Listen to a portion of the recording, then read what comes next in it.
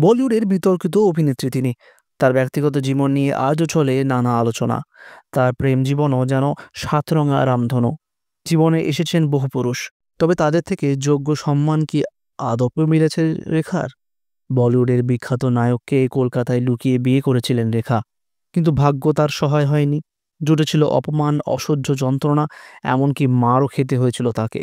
সেই নায়ক আর কেউ নন, অভিনেতা বিনোদ মেহরা। অন্দরের ফিসফাস জিতেন্দ্রের সঙ্গে সম্পর্ক ভাঙার পর বিনোদের প্রেমে পড়েন রেখা। নিবিড় সম্পর্কে জড়িয়েছিলেন তারা। ঠিক ছিল বিয়েও করবেন। রেখাও বিনোদকে চাইতেন মন থেকেই, কিন্তু সে সময় বলিউডের খারাপ মেয়ে তকমা জুটেছে রেখার। বিনোদের মা চাইতেন না রেখাকে বিয়ে করুক সে। তা নিয়ে অশান্তি ছিলই। তবে ভালোবাসা কবে এবার নিষেধ শুনেছে? ইয়াসির উসমানের লেখা তার আত্মজীবনী দ্য আনটোল্ড স্টোরির লেখা থেকে জানা যায়, ১৯৭৩ সালে তারা বিয়ে করেন কলকাতায়। বিয়ে করেই রেখাকে নিয়ে নিজের বাড়িতে যান বিনোদ। তারপরেই ঘটে সেই ঘটনা। বইয়ের লেখা, রেখা সবে মাত্র শাশুড়ির পা ছুঁয়ে প্রণাম করতে গিয়েছেন, রেগে যান বিনোদের মা।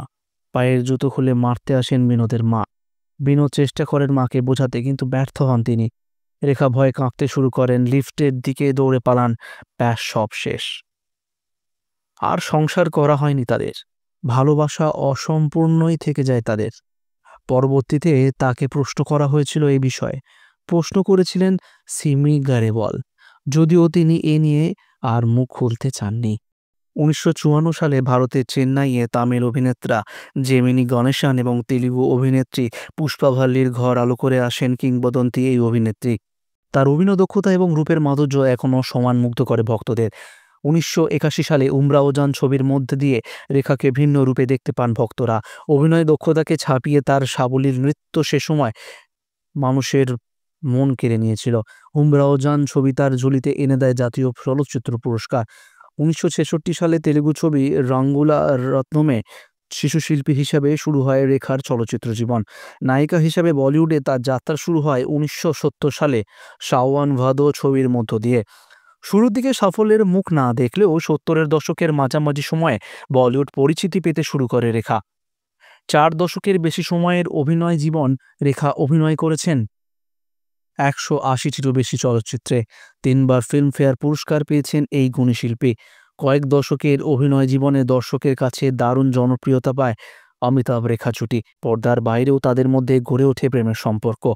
১৯৭৬ সালে দ্য আনজানে ছবির শুটিংয়ে সময়ই মন দেওয়া নেওয়া শুরু হয় এই যুগলের। ১৯৮১ সালে যশ চোপড়া পরিচালিত ত্রিকোণ প্রেমের ছবি সিলসিলাতে অমিতাভ রেখা জুটি ব্যাপক জনপ্রিয়তা পায়। অমিতাভের স্ত্রী জয়া ভাদুরীও অভিনয় করেছেন এই ছবিতে। গুঞ্জন রয়েছে তাদের জীবনের ত্রিকোণ প্রেমের গল্পটি পর্দায় তুলে আনা হয়েছিল সে সময়। সিলসিলার পর কেটে গিয়েছে কয়েক দশক, কিন্তু তারা আর একসাথে ছবিতেই কাজ করে না। ২০১০ সালে রেখা লাভ করেন পদ্মশ্রী সম্মানটি। রঙিন পর্দায় লাস্যময়ী রেখার আবেদন, নাচ, অভিনয় আজও রয়েছে ভক্তদের হৃদয়ে। প্রজন্মের পর প্রজন্ম চিরসবুজ রূপেই ভক্তরা দেখে এসেছে রেখাকে।